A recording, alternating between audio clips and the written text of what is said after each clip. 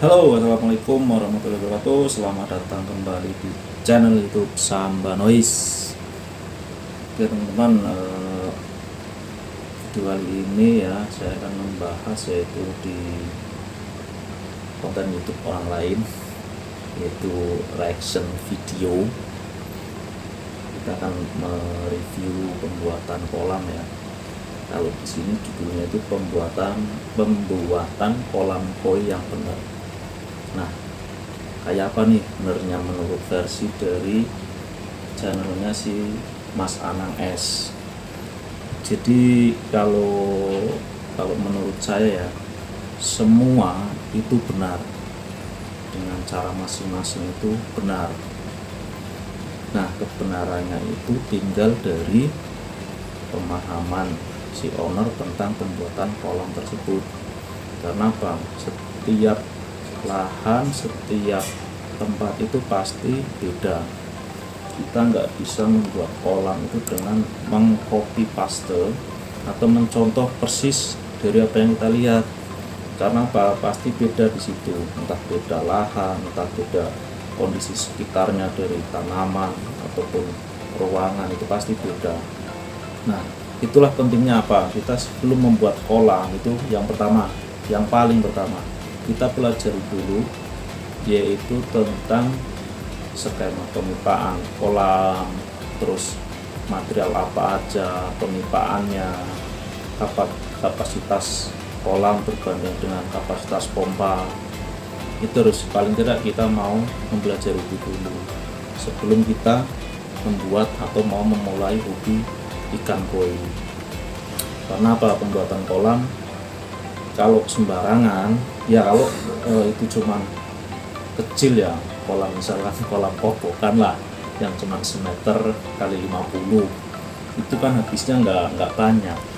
Tapi kalau kolam yang udah 2 meter kali 1 atau lebih dari itu, membuatnya asal-asalan, yang pertama si owner nggak mau tahu, yang kedua kebetulan tukangnya itu juga tukang asal-asalan, yang ada rugi materi, rugi waktu ya.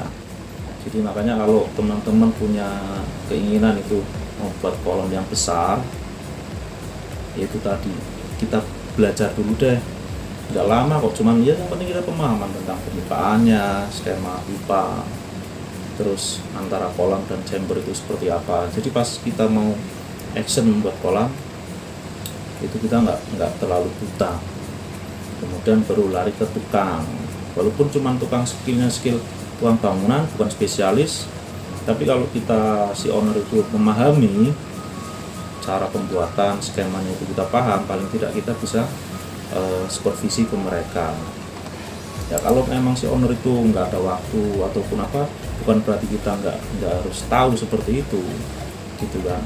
Kalau orang yang nggak punya waktu, kemudian dia punya budget yang memang cukup, pasti kan masa bodoh ke tukang kan. Nah, berarti kita harus cari tukang yang memang bidangnya atau yang spesialis kolam gitu ya. Nah, sekarang kita review nih teman-teman, kita reaction videonya sih, kontennya Mas Anang nih. Kalau di sini nama channelnya Mas Anang S nih. Mas Anang mohon izin ya, videonya saya review nih sesama penghobi koi, mudah-mudahan sih nggak diklaim hak ciptanya nih ya. Karena saya juga baru pertama kali ini teman-teman nih mau mereview atau mereaction video orang ya, karena konten-konten saya kayaknya udah itu aja sih, makanya saya sebenarnya saya bikin video reaction gitu ya. Kita langsung tonton ya seperti apa ini. Audionya mungkin saya kecilin nih, soalnya nggak terlalu jelas ngomongnya juga. Jadi audio dari si video ini saya matikan ya, tapi saya dubbing nih dengan narasi saya seperti apa ya. Kita simak nih, kita tonton, putar.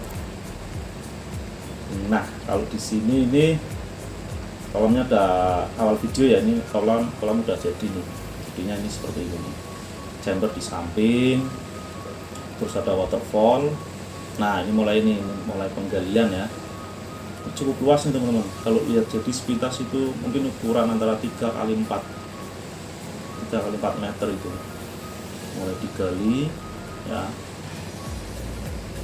luas ini. Nah mungkin arena itu udah kelihatan nih antara bagian kolam yang mana dan bagian chamber yang mana. Nah itu besar nih kolamnya nih. Nah ini udah terlihat ya untuk galian tanahnya. Nah ini untuk yang galian itu untuk tulangan si apa cor pondasinya tuh. Nah kalau ayam si apa cakar ayam untuk perkuatan pondasi udah kepasang, terus itu instalasi bagian chamber ya, itu untuk backwash, itu untuk pipa backwash. Nah itu pipa backwash yang lari ke chamber terakhir, itu pipa 2 in gitu, sama seperti yang skema yang saya buat juga menggunakan, ada yang 2 in, ada yang 1 in ya. Lihat kita kolamnya dimensinya kan seberapa, berarti ini nanti chamber pertama, di bagian ini chamber pertama. Ini cakar ayam untuk perkuatan si pondasi ya, di setiap sudutnya ini dikasih. Kalau kolam besar memang harus seperti ini, harus dibuat yaitu perkuatannya harus ada cakar ayam di sudutan dinding. Nah ini untuk pipa bottom drain ini, dia pakai pipa 3 in, ada 2 jalur atau 2 titik. Ini masih tahap pembesian ya, penggalian, pembesian, dan instalasi pipa, instalasi pemipaan. Nah ini pipa bottom drain ini lari ke chamber 1, berarti yang di sana itu tadi. Nah pipanya, kalau pipa yang abu ini biasanya Mas Pion mereknya, dia lebih murah. Tapi yang masalah karena kan dia beton pasti kuat. Yang murah juga harus yang tipe D ya, jadi agak tebal. Kalau yang yang AW, kalau yang D itu kan tipis. Nah ini mulai apa untuk pemasangan ini deh, apa besi untuk lantai ini. Pokoknya masih tahapannya itu perkuatan pembesian ini udah keliling, udah dicor ya ini ya. Ini untuk chamber 1 nih, chamber 1 lebih dalam berarti dia buat ini. Nah ini juga kemiringan ini nih ya, kelihatan ya. Nah ini mulai pengecoran, udah dicor, terus mulai split atau plaster ini pipa bottom drain, ini untuk pipa backwash atau pipa kuras, ini chamber terakhir nih. Udah mulai pemasangan dinding, keliling dinding, sangat luas ini lumayan nih budgetnya. Saya aja kalah dengan kolam saya, kolam kotokan. Dia nggak pakai batu bata, tapi bata pasir fresh itu ya, nggak masalah sih. Yang penting kalau udah ada perkuatan pembesian seperti ini, kuat, pasti kuat. Karena ada yang tanya tuh bagusan mana antara cor sama apa tuh bata, ya bagus semua, kuat mana ya, jelas kuat beton. Cuman kalau pengerjaannya benar, terus yang kerja juga enak, ahlinya ya pasti kuat. Bagus dan enggaknya kan tergantung selera masing-masing. Kalau menurut ownernya bagusnya seperti ini, orang lain kan belum tentu. Mulai pemipaan yang di dinding ya, ini untuk arus nih, arus bawah. Nah dinding udah mulai ini bagian chamber ya tadi itu ya. Ini yang lari ke waterfall ini. Nah, lihat tahan dulu, ini berarti untuk lari ke waterfall yang jalur pipa ini dia pakai 1,5 in berarti ini. Nah ini ada 2, berarti yang satu mungkin untuk arus atau apa nih ya, yang jelas salah satunya untuk jalur waterfall. Kita putar lagi. Nah ini area chamber nih, jadi Skatnya belum dibuat ya, di sini masih satu ruang full utuh. Nah ini untuk bak waterfallnya, bak waterfall. Nah stop, nah ini dipasang T, tujuannya itu biar air nanti balance teman-teman. Kalau dia di situ hanya keni, terus misalkan outputnya itu di setengah sini, itu nggak bagus. Tapi kalau dipasang T, air kan akan menyamping tuh. Saat si bak itu penuh, dia akan keluarnya pasti bagus. Jadi si air terjun itu nggak pecah ya, air terjun pecah dan enggak juga bukan karena pemimpaannya, tapi kalau pipanya itu kecil, nggak sebanding dengan kapasitas si kolam, iya pasti suplainya si air terjun nggak banyak, jatuhnya pun jelek. Kita play lagi. Ini udah mulai tahap ini sudah tinggi, mulai pembesian keliling ya, ini ya perkuatan cor fondasi kelilingnya ini untuk area ini waterfall di atas juga udah dicor ini keliling. Nah ini kalau lihat seperti ini kayaknya sini modelnya bukan pakai layar angsa tapi skat nih, dinding skat. Nah ini ya besar nih, mantap Mas Anang ulangnya. Ini area yang buka waterfall. Oh beton untuk dinding ininya kita bisa sudah mana nih tadi, sorry di sini. Nah ini stop. Nah ini itu perkuatan dinding ya, untuk si fondasinya itu nggak cuma di bawah aja nih teman-teman, ini bagus nih strukturnya. Jadi ya tulangan di dinding meskipun hanya rata pasti kuat. Bagus nih tulangannya nih, recommended deh pokoknya untuk tulangnya nih. Kita putar lagi.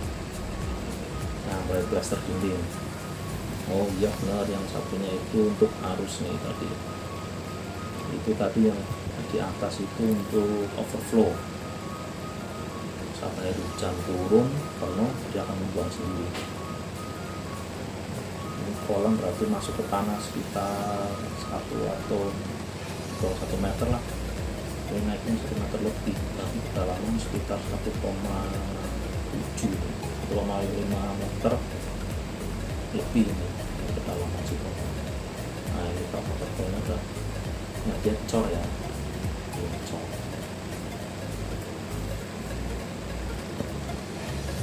Mantap. Finishing nih teman-teman.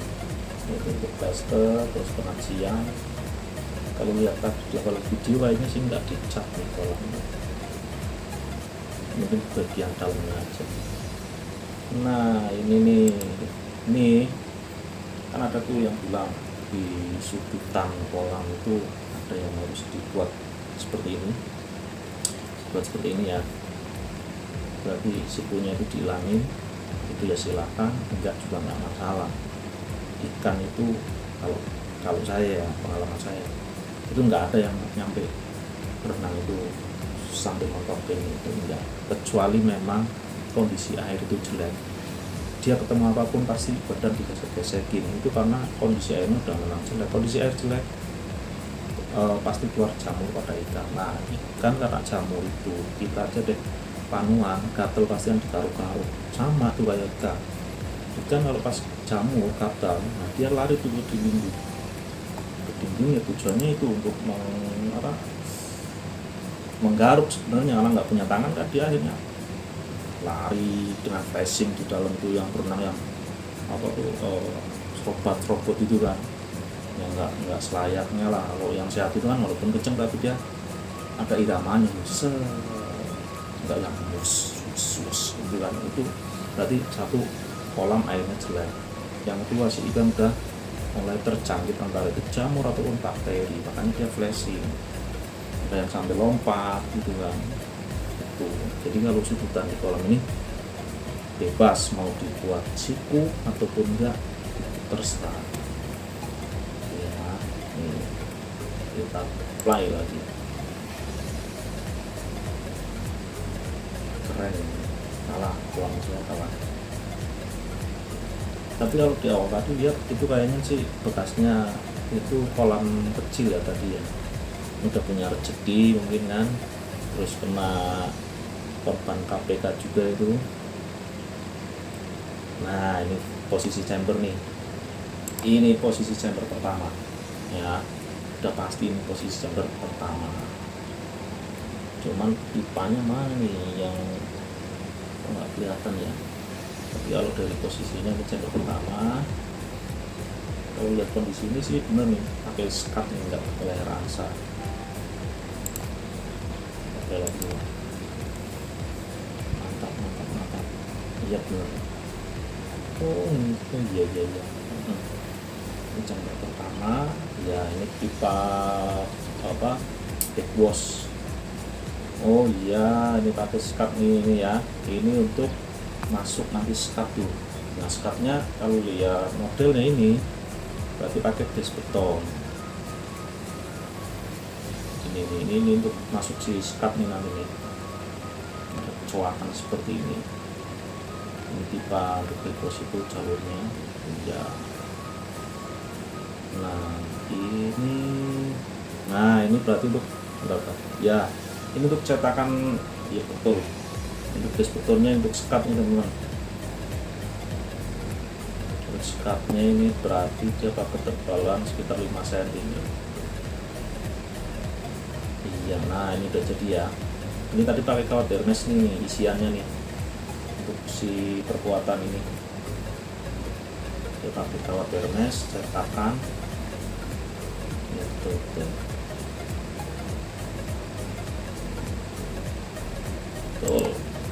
Nah saya stop dulu.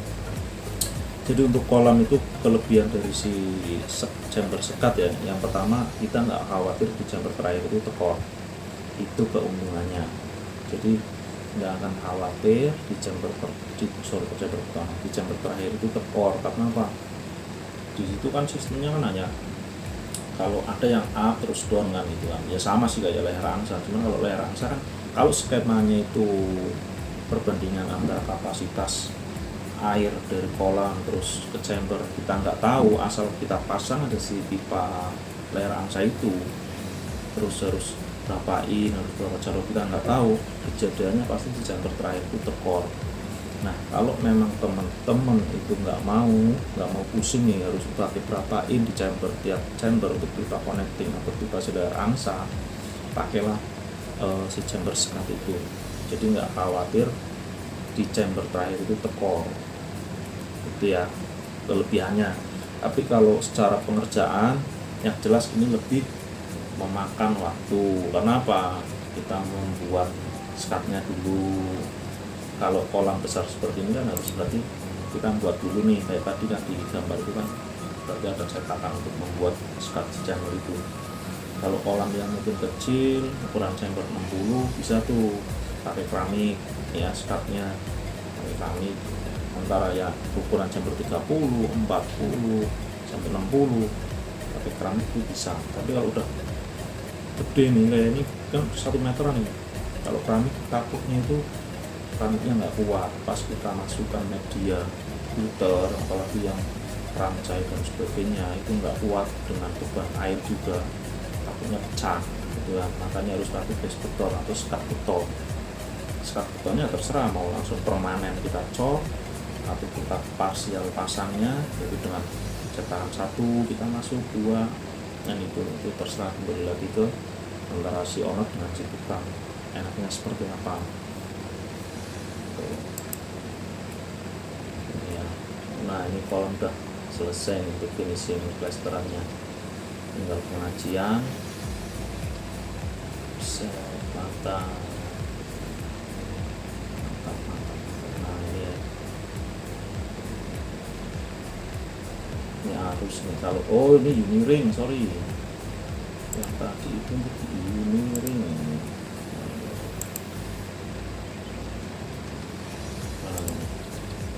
lagi. Kita stop. Nah ini kalau kelihatan stop. Nah ini untuk uniring nih.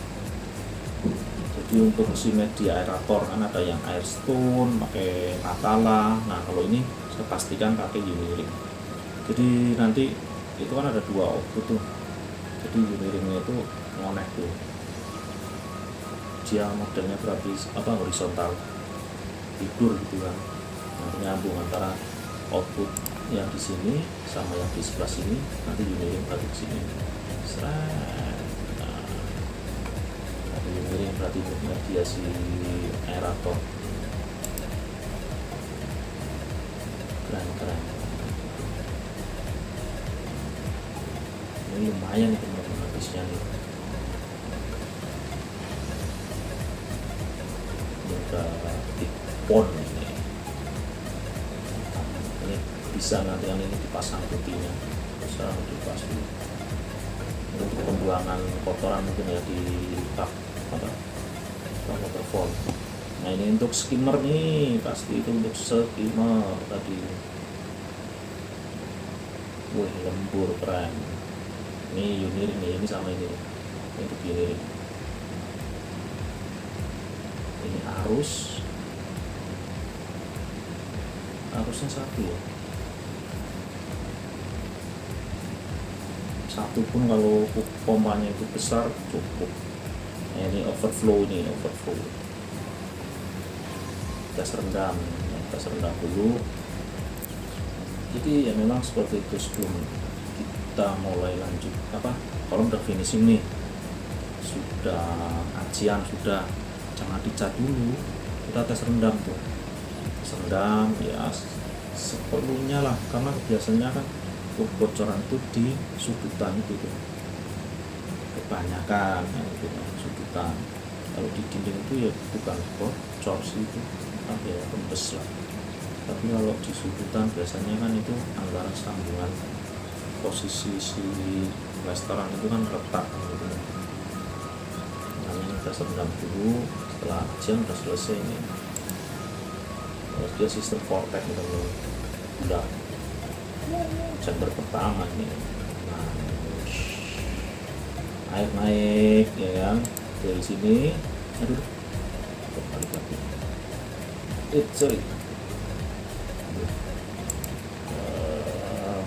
Nah ini. Nah, ini sistem vortex nih ya. Stop dulu.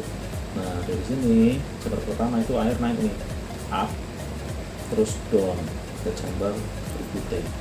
Di chamber berikutnya itu down ya kan? Dari pertama up, down, up lagi. Nanti sistemnya up down ini ya, seperti ini ya, gampangnya naik turun lah ya. Chamber pertama nih.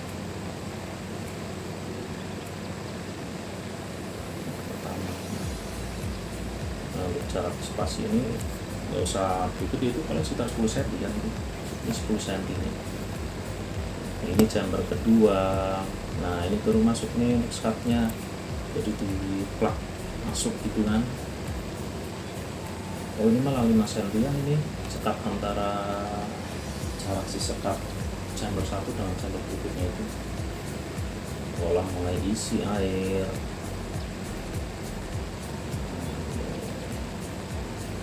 Oh ini untuk ini pengisian.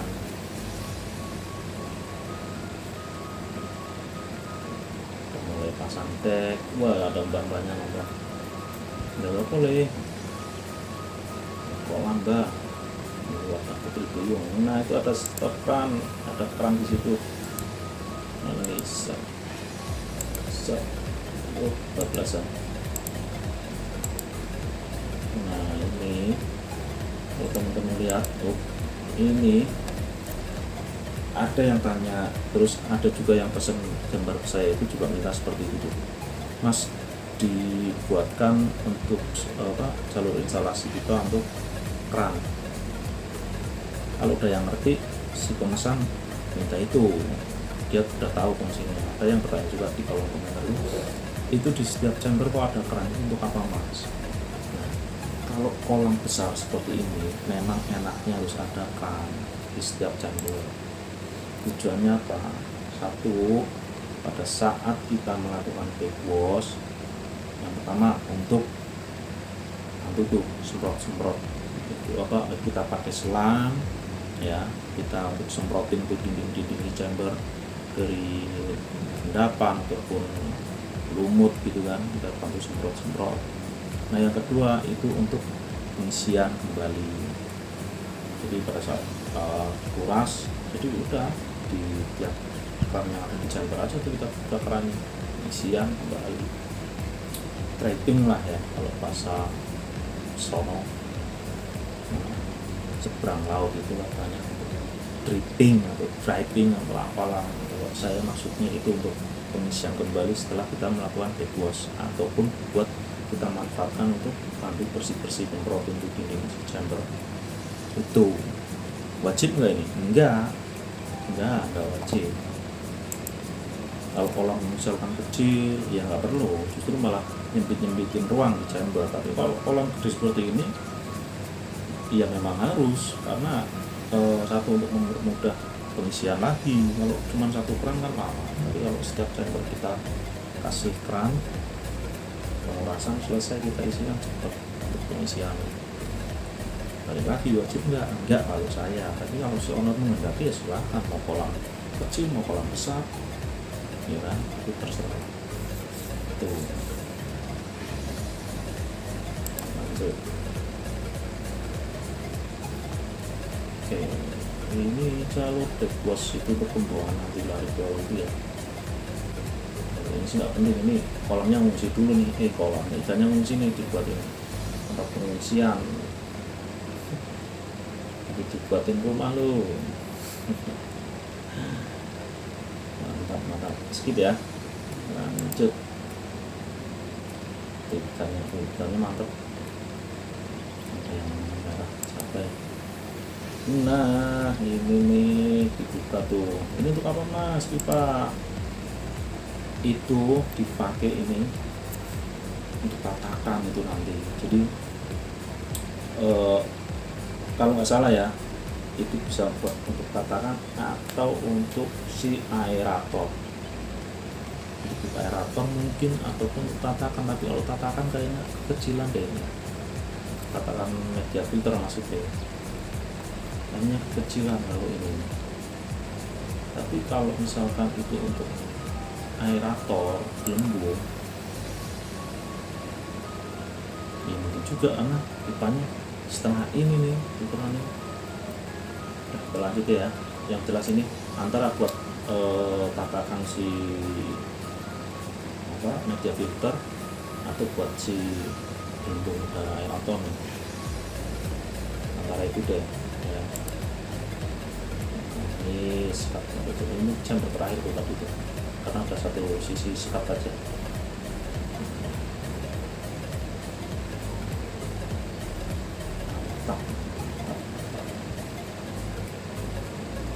Nah untuk kayu deck itu cari yang tahan panas, tahan hujan. Nah ini udah mulai running. Ini di outdoor yang oleh kayu ulin atau kayu pengkirai itu bagus. Kalau renang itu juga kebanyakan pakai itu untuk decknya. Keren kan ini, belum full ini airnya, jadi capeknya masih full juga. Oh dia nggak dicat kayak ini, dia langsung tuh. Tapi ya nggak tahu, ini mungkin masih percobaan atau pengetesan, tes running ya. Beberapa meter, mungkin setelah itu baru beringkang lanjut di cap. Nah itu pakai T tuh, lihat kan? Nah ini pakai T ini teman-teman, jadi nggak langsung pipa. Soalnya kalau pipa terus ya nanti nyembur nanti kan ke atas. Tapi kalau elbow juga langsung elbow gitu kening, ya itu nanti jelek jatuhnya air. Makanya kita pakai T, air kan jatuhnya kanan kiri tuh, jadi rata baru itu keluar. Bagus jadinya, si air terjun itu nggak pecah.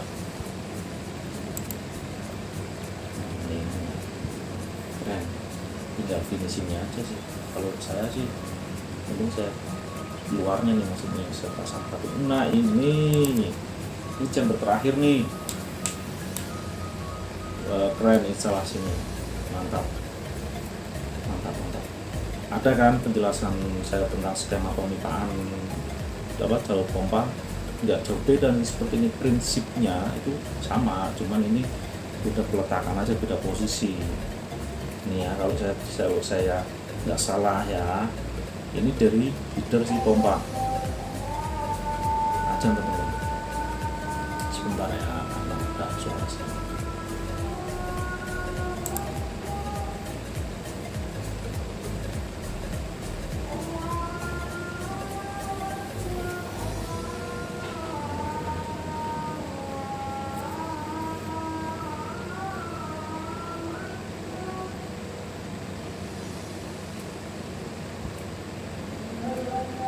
Oke, Allah Akbar 2 kali udah, saya lanjut ya. Nah ini pipa dari feeder si pompa. Feeder si pompa ini dibagi ada 3 jalur nih, kalau saya nggak salah, tapi kayaknya benar deh. Antara ini dan ini saya nggak tahu untuk yang mana, yang jelas ini pasti 1 dan 2 ini untuk jalur waterfall dan arus ya. Jadi ada stop run di sini, entah yang ini, pokoknya di antara salah satu itu berarti buat si waterfall atau buat si arus gitu kan. Nah sekarang yang jadi pertanyaan, ini pipa pembuangan kok nggak ada stop runnya mas? Stop runnya yang di sini nggak dipasang di sini, tapi mungkin di ujung jalur pembuangan terakhir ya. Karena apa? Ini bukan salah, karena mungkin si owner inginnya masangnya itu di dalam. Kalau gambar saya, instalasi untuk connecting itu kan selalu di atas. Tujuannya itu kita mempermudah untuk maintenance tuh. Kita open, stop run, buka, tutup itu enak. Kita nggak perlu scroll ke dalam. Ini nggak salah. Karena apa? Untuk si owner atau tukang kan prinsipal dia, yang penting kan sistemnya udah benar. Nah untuk selanjutnya, untuk masalah maintenance-nya biar mudah, perawatannya biar mudah, itu mah selera masing-masing kan, dengan cara masing-masing. Kalau saya sendiri, saya buatkan kan selalu desain di saya itu di atas posisinya. Jadi kalau ini di bawah nih teman-teman. Berarti kita kalau mau ngecas antara arus dengan waterfall, kita harus proper dulu nih. Ya walaupun terjangkau, tapi kan lebih enaknya itu posisinya di atas itu ya. Ini nggak salah, saya nggak menyalahkan ya, karena ini kreasi orang, kita harus menghargai. Tapi kalau milih secara saya pribadi, saya pilihnya di atas, itu lebih mudah. Apakah ini susah? Loh nggak tahu, itu kan nomor yang minta ataupun tukang yang ini kan itu udah persetujuan mereka kan. Susah dan enggaknya kan kita nggak tahu. Tapi kalau secara saya pribadi gitu, itu lebih gampang posisi stoperan di atas. Ini chamber terakhir nih, keren. Lanjut. Nah ini kan luar biasa. Nah itu posisinya mungkin antara 1 meter nih ke bawah. Nah kalau posisinya di atas kan enak kita. Ternyata nih ini tutup brand. Nah, pasang gitu. Ini jadi posisinya kayak gini nih. Jadi pas kita ngambil enak. Tinggal lari. Banyak macam untuk bottom brand itu, untuk tutupnya itu. Kalau kita ngaranin sih floor drain. Nah ini kolong sudah running, sudah penuh. Mantap. Ini saya benar itu, ada ini skimmernya keren, pasti nyedot lah, iyalah keren, muter. Oke ini skimmer. Nah, kemarin ada yang tanya gitu, mas skimmer saya kok nggak muter ya? Saya jawabnya bukan bukan menghina, bukan itu jawaban humor saya. Kayak anak SD aja senengnya yang muter kan gitu kan. Karena prinsip sebenarnya ini muter dan enggaknya itu yang pertama skemanya. Kalau ini udah benar skemanya pasti muter. Skema sudah benar tapi pompanya itu kecil, daya hisapnya itu enggak sebanding dengan kapasitas kolam, ya nggak bakalan muter. Yang ada malah kedua dari bottom drain. Air bottom drain deras pastilah karena dia kan posisi di bawah, tekanan air kan di bawah, alirannya pasti lebih kencang tekanannya. Nah kalau pompanya itu nggak sebanding dengan kapasitas si kolam, nggak muter. Tapi kalau skemanya sudah oke, benar seperti ini, mau di si skimmer itu mau masuk ke chamber 1, 2, 3 itu terserah. Kalau misalnya chambernya lebih dari 3 ya kan? Tapi kalau chambernya cuma 3 ya masuklah di chamber 1 ataupun di chamber 2, jangan masuk di chamber 3, nanti nggak tersaring tuh kotoran ya kan? Skimmer itu yang penting masuk di chamber yang masih ada media filter. Kalau ada 5 chamber ya berarti dari 1 sampai 4 tuh masuk ke skimmer. Katanya ada yang harus di chamber 2 mas, enggak. Kalau saya kalau teman-teman mau pakai paham dari imam siapa ya hak teman-teman kan. Itu yang penting prinsip dari sistem pempaannya itu ya, prinsipal pokoknya paling itu kan bottom drainnya, terus pipa leher angsa atau model sekat kan gitu kan, terus jalur untuk yang ke waterfall arus, itu yang penting. Kalau skimmer perlu nggak? Perlu. Kalau nggak ada ya nggak apa-apa. Kotoran di atas gimana mas nanti bersihin? Lah kita kan punya itu piaran kita ya, pas kita main kita serok tuh pas kita sambil lihat. Orang juga nggak yang kayak di bawah jelas-jelas kotoran kayak ini, walaupun ada kotoran yang mengambang gitu kan, iya kita serok lah mau liatin ikan kan gitu. Tapi nggak mungkin kalau kolam udah besar, itu pembuatnya pasti, ownernya pun pasti udah memahami dulu, nggak sembarangan, pasti ada skema. Nggak mungkin kan. Lah kalau lupa mas, lupa gampang, nggak masalah. Kalaupun lupa, kita harus paling nggak kita buatkan pompa dulu. Pompa tambahan, kita modifikasi, cuman instalasi pipa nggak tanam, dia lompat ke chambernya nongol, expose, nggak tertanam di dinding. Semua itu bisa diakali, bisa diatasi, cuma kadang kembali ke bentuknya mungkin nggak sesuai aja. Itu makanya pentingnya membaca, belajar, cari referensi literasi apapun kita yang mau ini, misalkan membuat kolam ya itu tentang hal itu dulu. Itu ya, lanjut nih, kolam ini udah mau selesai nih, Mas Anang luar biasa. Mantap. Oh di samping rumah, depan samping. Dagingnya udah dipasang, mungkin seleranya seperti itu ya, nggak dicat atau apa enggak. Kalau saya finishing batu mungkin lebih bagus. Kalau kalau Mas Anang mungkin kan sukanya seperti itu lah. Tapi air dari itu kan up terus down ke bawah ke chamber berikutnya, chamber kedua lah. Keren.